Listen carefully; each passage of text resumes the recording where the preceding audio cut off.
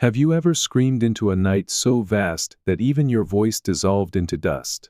Have you ever pleaded for justice, only to be answered by the cruel weight of silence? What if your greatest blessing was the trapdoor to your greatest trial? This is not merely the story of suffering. This is the story of Job, the man who stood unwavering when heaven turned its face away. In the arid land of Uz, there lived a man named Job. He was blameless, upright, and God-fearing, turning away from evil. Job was neither a king nor a prophet, just an ordinary man living a life of righteousness. He possessed vast herds of livestock, countless servants, and was the wealthiest man in the East. But his greatest treasure was not his wealth, it was his family, 7 sons and 3 daughters. Every morning before dawn broke the sky, Job would rise to pray and offer sacrifices for each of his children, fearing that perhaps, in their hearts, they had cursed God. He understood that blessings were fragile, not a right, but a gift to be humbly safeguarded. Above the heavens, far beyond mortal reach, a different gathering was taking place. The divine court convened, angels arrayed in glory, spanning from horizon to horizon. But among them slithered a darker form, Satan, the restless accuser. "Have you considered my servant Job?" God declared, his voice setting the foundations of creation trembling. "There is no one like him on earth, blameless, upright, God-fearing, and shunning evil." Satan smiled with icy contempt. "Does Job fear you for nothing? Haven't you built a hedge around him, blessed every work of his hands? Strip it away, and he will curse you to your face." And so the gauntlet was thrown, not over riches, not over kingdoms, but over the naked soul of a righteous man.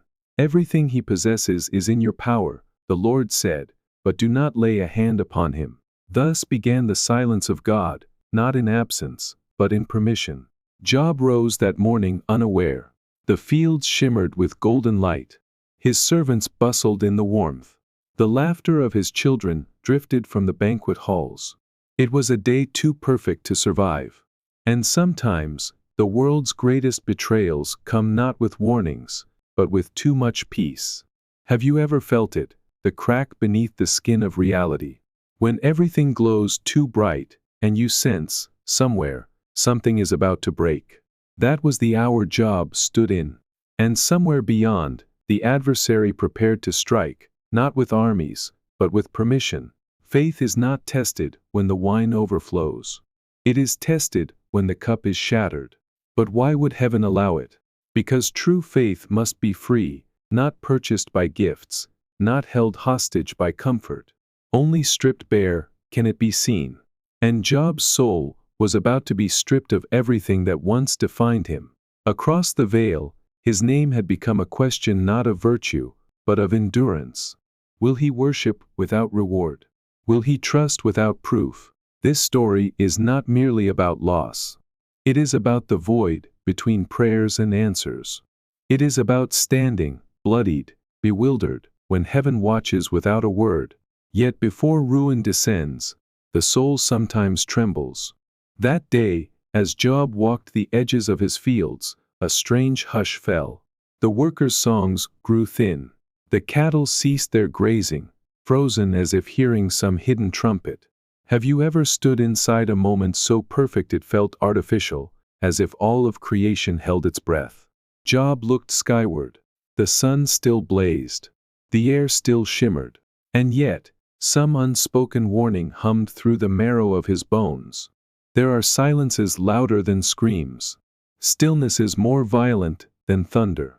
In that sacred, eerie stillness, Job felt a prayer surge from a place deeper than memory. "O God, preserve what you have given." The heavens made no reply. And though no fire had fallen, no armies had marched, the world had already shifted. The storm had already begun. And Job stood, unaware, upon the first crack of his perfect world. But deep within the stillness, a fracture had already begun. The fields where Job's wealth bloomed, the cattle, the vineyards, the workers, all seemed now like illusions held together by sheer mercy. Somewhere beyond his vision, the heavens tilted, and the music of the spheres muted into a tension so thick it crushed the air. Have you ever lived through the final seconds of peace, before the ground gives way? The songs of the vineyards, thin to ghostly echoes. The very soil beneath Job's feet seemed to murmur warnings in a language only the soul could understand. Job's heart pounded harder against his ribs. Not from fear, but from an ancestral knowledge older than words. The same breath breathed into Adam stirred now within him. Something is coming. He did not know it yet, but across the unseen veil, swords had been unsheathed. The enemy was moving, not to conquer armies, not to destroy cities, but to test the unseen, faith.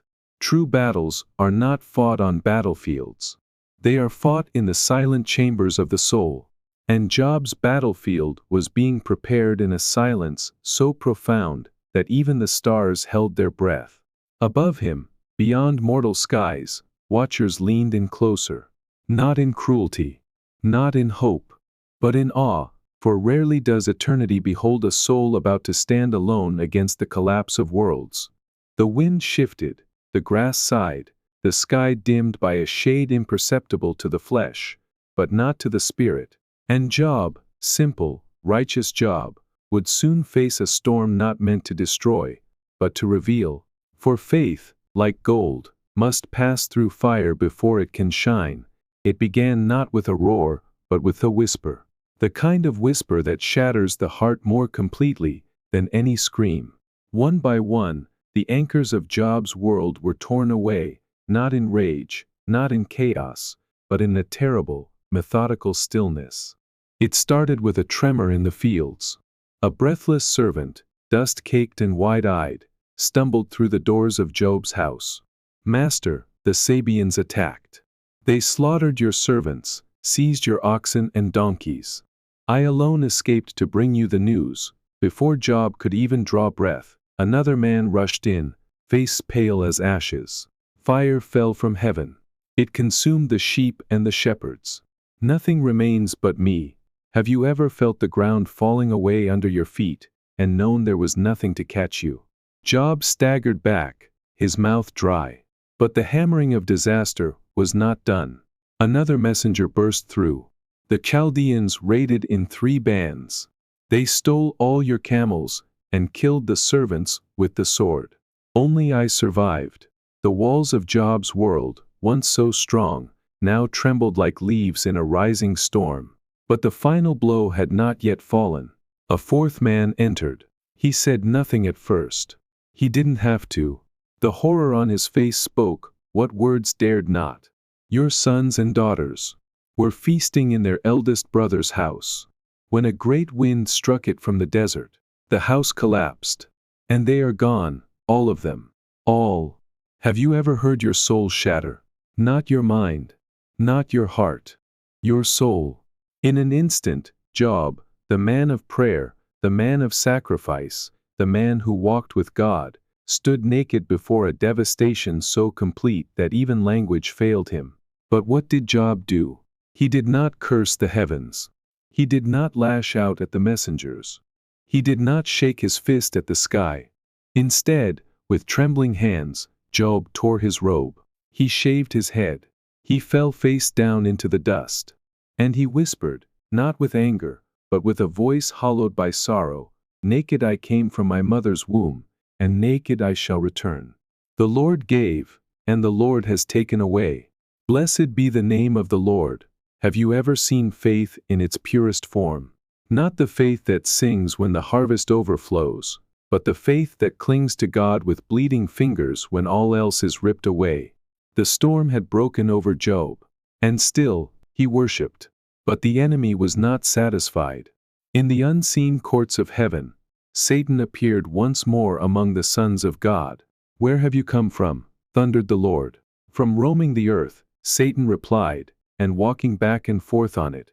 The Lord gazed down, sorrow mingling with pride. "Have you considered my servant Job? Though you incited me against him without cause, still he holds fast to his integrity." But Satan's smile only grew sharper. "Skin for skin," he sneered.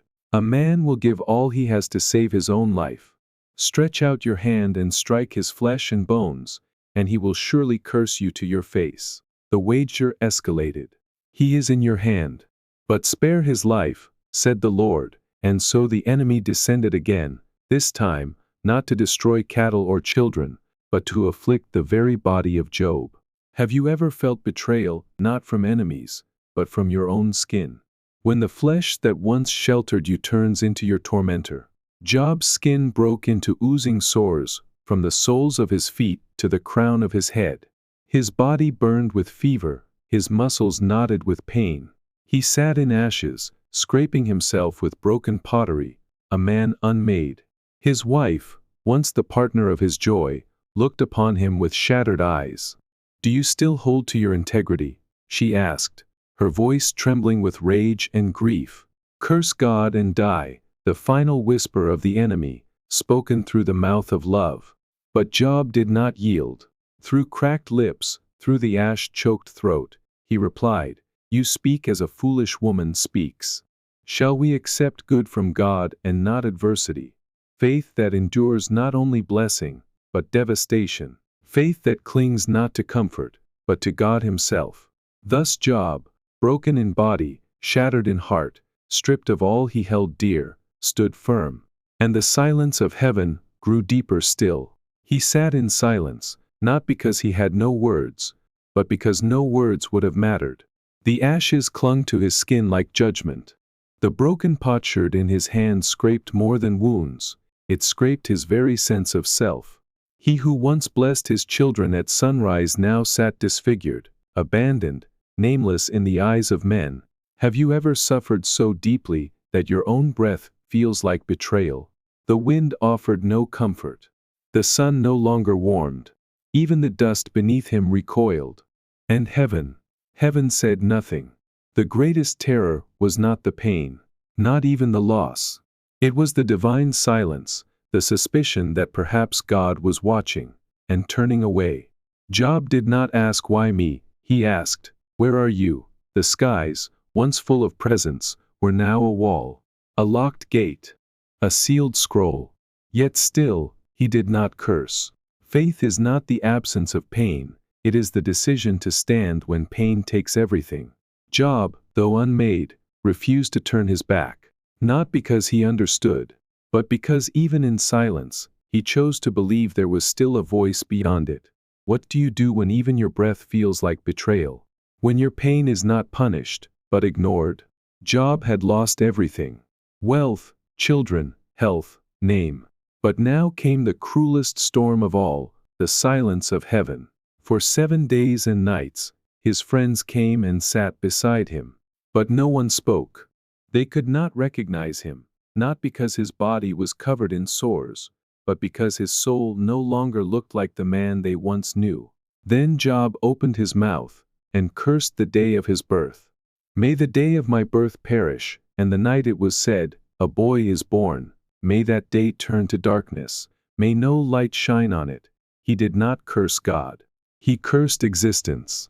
Have you ever wished not for death, but for non-being, to never have been? This was no rebellion. This was a soul ripped wide open. He cried not like a man seeking revenge, but like a child abandoned in a burning house. He shouted into the heavens, why is life given to those in misery? To those who long for death, but it does not come. There are cries that are not accusations, only agony in its purest form. But pain, misunderstood, becomes dangerous. And that is when his friends spoke. Eliphaz, the oldest, leaned forward. Job, you once taught others to endure suffering. And now that it touches you, you collapse. Consider this: has an innocent man ever perished? Who, being upright, has been destroyed? It sounded wise, logical, even comforting, to those not in ashes. But to Job, it was a knife. Have you ever been blamed for your own brokenness? They meant well. They believed suffering only came as punishment. So if Job was suffering, he must have sinned. If I were you, Eliphaz said, I would appeal to God. Surely he does not despise the righteous. But Job, still sitting in dust, his flesh unrecognizable, replied, if only my anguish could be weighed. It would outweigh the sand of the seas. Oh, that God would crush me, that he would let me die, not because he wanted to escape, but because he feared becoming someone who would deny God under pressure.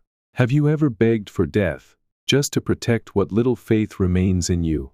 His other friends, Bildad and Zophar, joined in. "Surely God does not reject the blameless," said Bildad. "If your children died, perhaps they sinned," Zophar, the harshest, sneered. "Know this, God is actually being merciful. You deserve worse." There is a type of comfort that wounds deeper than silence. Job's replies grew more raw, more anguished. He cried out to the heavens, "What is mankind, that you test us so daily? Why do you not pardon my sins and remove my guilt? Am I a sea monster that you must guard me every night?" This was not doubt. This was wrestling. This was Jacob in the dark, bleeding for a blessing he could not see. He turned his gaze skyward, barely breathing. "Even if I am righteous, my mouth would condemn me. Even if I am innocent, I am weary of life." Have you ever looked into the sky and asked, "What have I done?" and heard nothing in return? This is the part of the story many avoid, the wilderness between belief and bitterness. Job wasn't just suffering. He was fighting for the right to believe in a God who remained silent. And yet, he held on.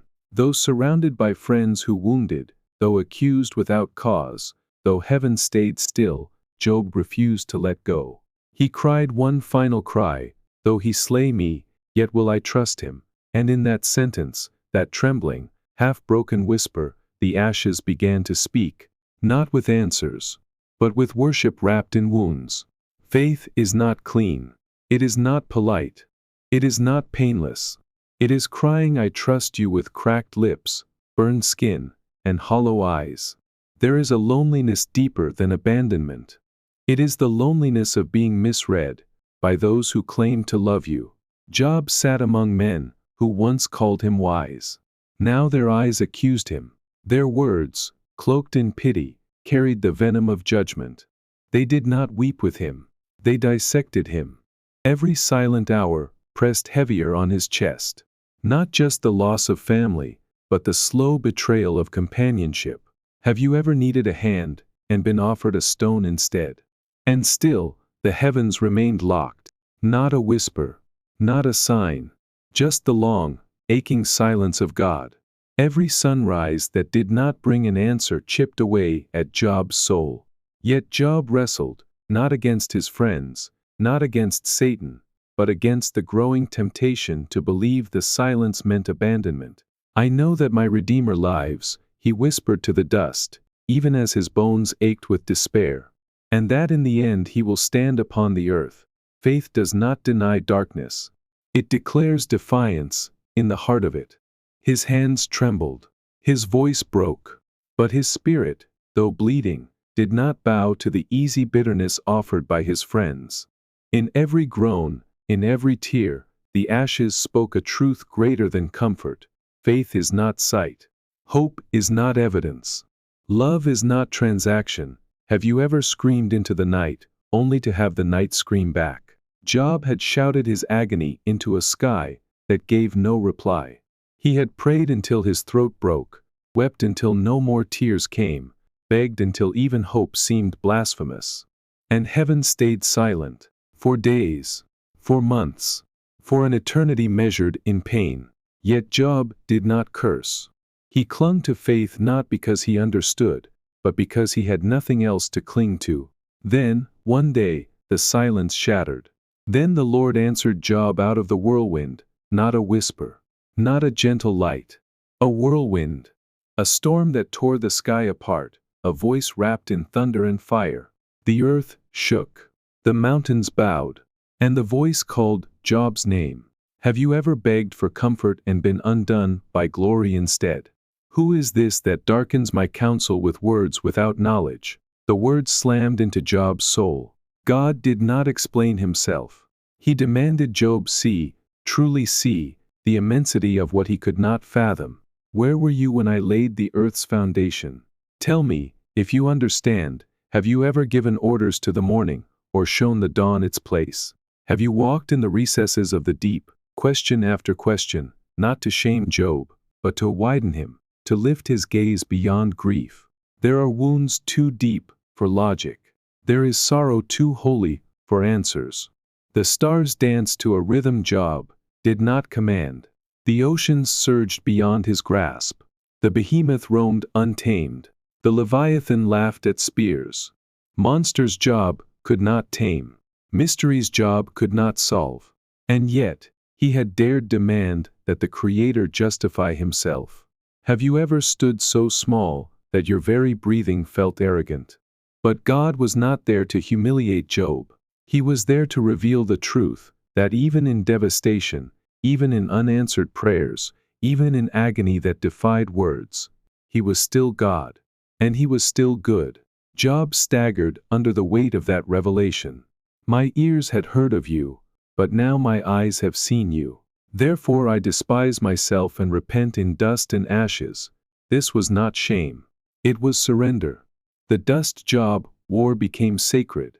The ashes became a crown. Faith, he realized, is not built on blessings.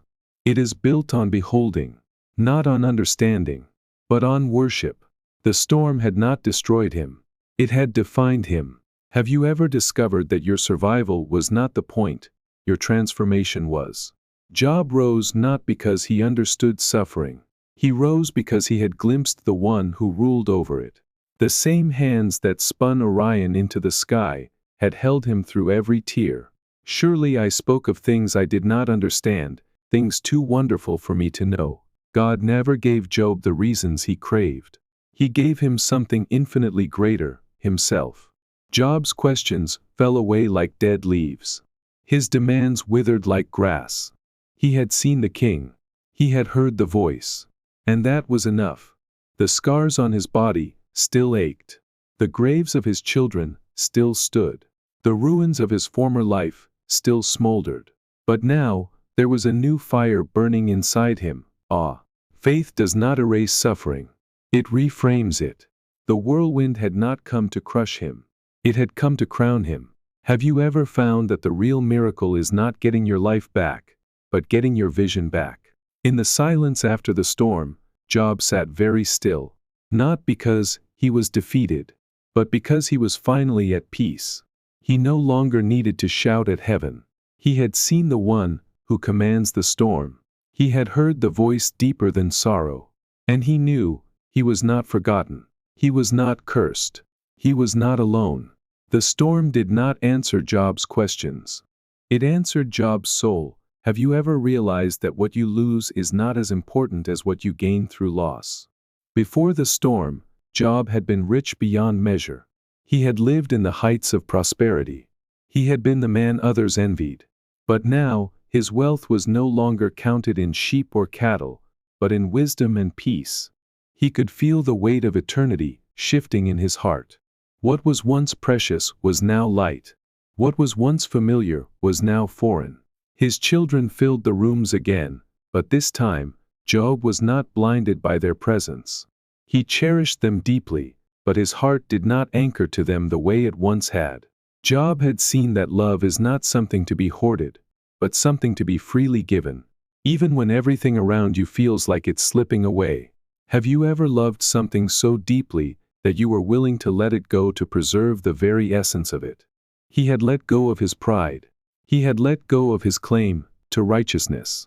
He had let go of his need to control the world around him. And in the process, he had found the true meaning of surrender.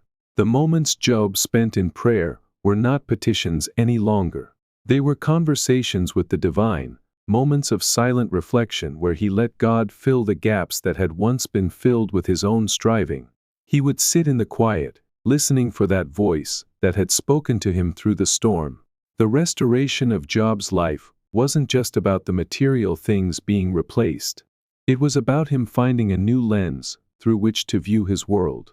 Have you ever realized that the real restoration isn't in gaining back what you lost, but in discovering a new way to live with what you have?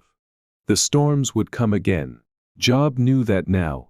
There would be more moments of trial, more waves to weather. But this time, he would face them with a new confidence. Not because the storms didn't matter, but because he knew now that nothing could separate him from the love of God. He had not been saved from suffering. He had been saved through it. His friends returned, but this time, they came not with judgment, but with awe. They sat at his feet, not as critics, but as witnesses. Job's heart had changed, and they could see it.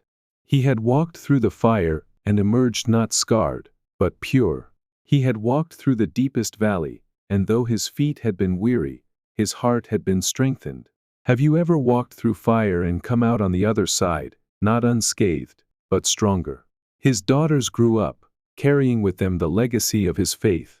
They didn't just inherit land or riches, but the deep-rooted understanding of how to trust even when the road was dark. Job's legacy wasn't the wealth he passed on. It was the wisdom of faith, the courage to believe in the unseen, the strength to endure through any storm. Job died full of days, not because his body was strong, but because his spirit had been tested and refined. Have you ever realized that the greatest gift you can give is not just your love, but your faith? The story of Job is not just a tale of loss and restoration. It is a story of transformation, the transformation that happens when a soul is tested by fire and emerges not with more answers, but with a deeper understanding of the one who holds the answers. When Job closed his eyes, he did not fear death. He did not long for the life he had lost. He had found something far more valuable than anything material. He had found the presence of the Almighty. His story became a beacon of hope for generations to come, not because he had lived a life free of suffering, but because he had faced suffering and emerged with his faith intact. Job's life was not defined by the things he had lost, but by the God he had found in the midst of it. Though he slay me, yet will I trust him. Faith is not the absence of pain. It is the presence of God through it. Job's restoration was not just about returning to his former life, but about discovering a new life altogether. Have you ever thought that you had passed your test, only to find another one waiting for you? Job had faced the storm. He had endured the loss. He had found his way back to God. But the test was not over. Even in his restoration, Job did not sit back in comfort. His faith was not just measured by his patience during the storm. It would be tested by what came after the storm. Have you ever realized that your greatest challenge is not surviving the trial, but keeping your faith after the trial? Job had rebuilt his life. His wealth had doubled. His family had returned. But there was something deeper, something unshakable, that he had gained during his time of loss. Job had gained a new heart. But even in the peace, there was a whisper of the past, a reminder of the storm that had once raged within him. Though he slay me, yet will I trust him. Job had spoken those words, and now they were his anthem. But the storm wasn't finished with him yet. One day, Job looked up to the heavens, and he saw the clouds gather once again. He felt the familiar chill in the air, the prelude to a storm. Have you ever felt that the storm was coming again, and feared it would take everything you had rebuilt? This time, Job did not run. He did not ask why. He did not plead for protection. He simply stood. He stood because he knew. He knew that the God who had been with him in the storm would not leave him now. The storm would come again, but God would be there again. Faith is not measured by the absence of storms. It is measured by the presence of God within them. Job stood and worshipped, not because he was happy, but because he knew the one who had held him through the darkest days of his life would not abandon him now. His body still bore the marks of suffering. His heart still carried the weight of the past. But his soul was free. Have you ever realized that freedom doesn't come from avoiding the storm, but from facing it with the one who controls it? The storm that had once crushed him was now a symbol of his strength. Job had learned that faith does not mean avoiding the storm, but finding God in the heart of it. The clouds passed once more, but Job was different. He was no longer the man who feared the storm. He was the man who walked through it with the God who holds all things together. Faith is not just about surviving the storm. It is about finding God within it. Job's life had been tested and restored, and now he was ready to pass on what he had learned. He gathered his children and his grandchildren, and spoke to them of the storms of life. He told them that life would not be easy, but that God would always be faithful. Your faith will be tested. But do not be afraid. The storm will not destroy you. The God who is with you will see you through it. Job's legacy was not one of wealth or comfort. It was one of faith, a faith that had withstood the storm and had emerged stronger for it. Have you ever realized that the greatest inheritance you can pass on is not your riches, but your faith? Job's story was not just about a man who survived a storm. It was about a man who found God in the storm and became a living testimony to his faithfulness. And as Job's final days came, he closed his eyes, knowing that the storm had done its work. It had purified him, refined him, and brought him closer to the one who had never left him. Job's faith was not built on the absence of storms. It was built on the presence of God within them. Though he slay me, yet will I trust him. And Job did trust. He trusted because he had seen the face of God through the storm. He had felt the warmth of his presence when everything else had been dark and cold. The test was over, but the legacy of Job's faith would live on for generations. Have you ever wondered if what you are living through will ever truly make sense? Job had lived through more pain than most men could ever bear. He had seen the very fabric of his life torn apart, the loss of his children, his wealth, his health. But he had never lost his faith. And now, as he stood at the threshold of a new beginning, he understood something deeper than he ever had before. Faith is not measured by the ease of your journey, but by your ability to rise every time you fall. For I know the plans I have for you, says the Lord. Plans to prosper you and not to harm you, plans to give you a hope and a future. Job had heard these words before, but now he understood them in a way he never had. He had thought his suffering would break him. He had believed that his losses had defined him. But the truth was different. Have you ever realized that your greatest victories are not those you win, but those you survive? Job had survived the storm. He had survived the trial of his soul. And now, as the years passed, he found that his faith had grown deeper, wider, stronger. His children flourished. His grandchildren played in the fields he once plowed with tears. And every day, Job would sit with them and tell them the story of his life. He did not tell them of his wealth, or his losses, or the things he had once possessed. He told them of the God who had never left him. He told them of the storm he had weathered, and how God had been with him through every moment. Have you ever realized that the most important legacy you can leave is not what you give, but what you pass on? Job's legacy was not in gold or silver. It was not in the lands or livestock he had regained. It was in the faith that he passed on to his children and grandchildren, the faith that had carried him through the darkest of times. Your faith will be tested, he would say. But if you trust, you will be held. And they listened. They listened because they had seen the evidence of his faith in his life. They had seen how he had been tested and how he had remained true to God, even when everything else was lost. Have you ever realized that what you pass on is more valuable than anything you could ever possess?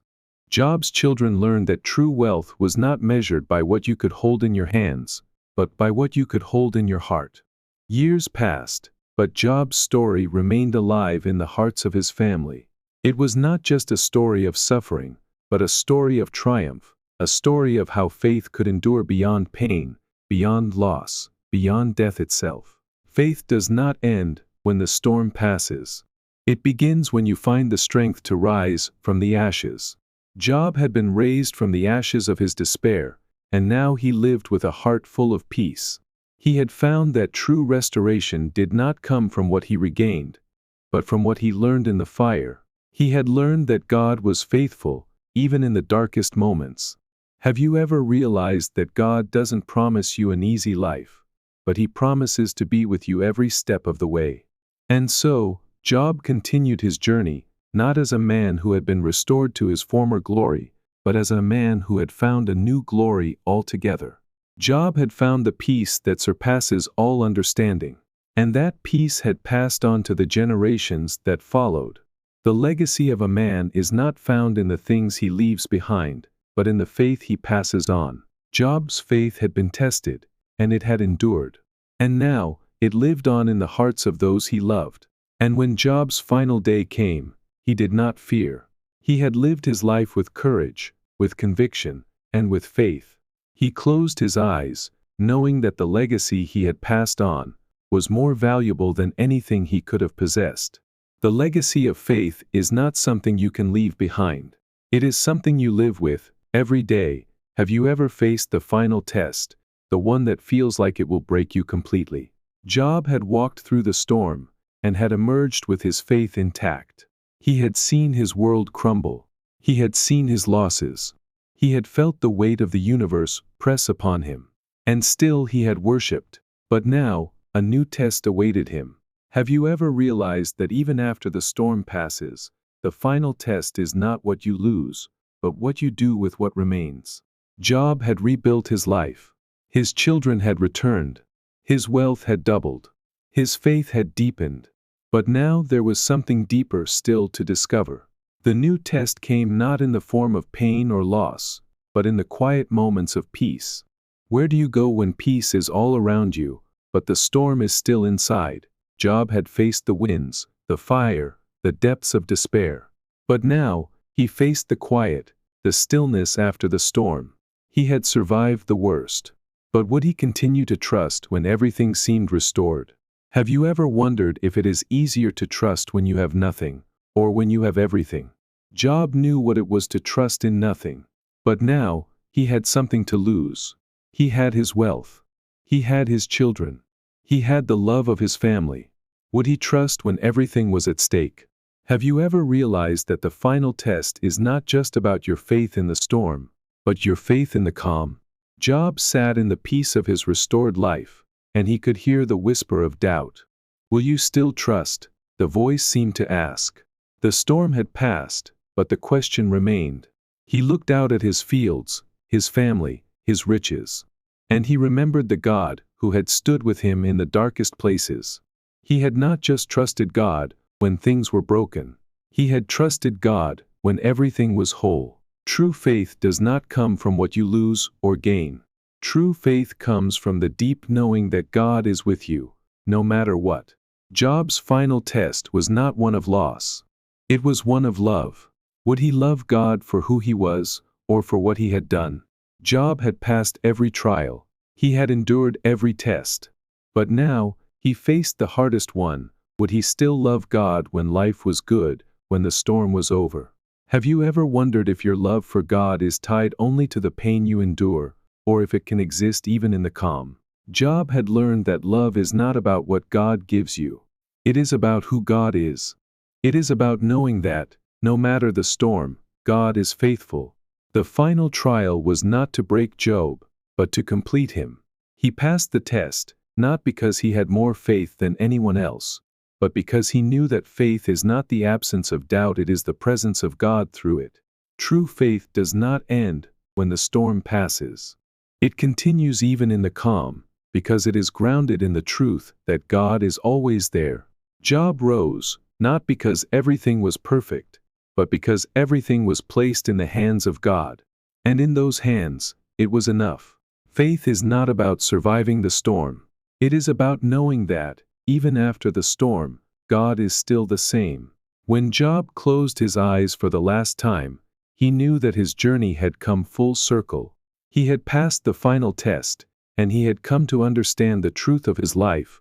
God is with us, through every storm, through every trial, and even in the calm. Though he slay me, yet will I trust him. Job had passed the ultimate test, the test of knowing that God was faithful, no matter what came. Have you ever asked, why me, when the weight of the world presses down on you? Job had asked that question many times. Why had he, a man of faith, been chosen to suffer? Why had his life been torn apart, while the wicked prospered? But in his journey, he had found that the real question was not, why do the righteous suffer? It was, how do you respond when you do? Job's life had been a testament to resilience, to unwavering trust in God's goodness. And though he had once struggled with the question of why, he had come to understand that suffering is not a sign of God's absence. It is an opportunity for God's presence to be made known in deeper ways. Have you ever realized that suffering is not about punishment, but about transformation? Job had learned that suffering was not something that happened to him because of his sins. It was not because God was angry or vengeful. Suffering happened because it was part of the human experience, part of the journey of transformation. It was through his suffering that Job had come to know God in ways that could never have been known in times of comfort. Have you ever found that the darkest nights can reveal the brightest stars? In his darkest hour, Job had seen the stars, the glory of God, not as a distant memory, but as a present reality. The Lord had not abandoned him. He had been with him, through every trial, through every loss. Job's story is not just a story of endurance. It is a story of knowing God more deeply through the trials. It is a story of transformation that comes from walking through the fire and coming out as pure gold. True faith does not come from understanding. It comes from trust, even when understanding is absent. Job had never received the answers he wanted. He had never understood why the righteous suffer, or why his life had been torn apart. But he had learned something far more precious, that God is faithful, even when the answers are not clear. Have you ever realized that the answer to why we suffer is not a simple explanation, but the presence of God with us in the suffering?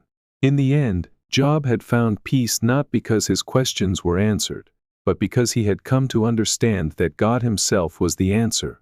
God is enough, even in suffering, even in silence. Faith is not about having all the answers. It is about trusting in the one who holds the answers, even when we don't understand.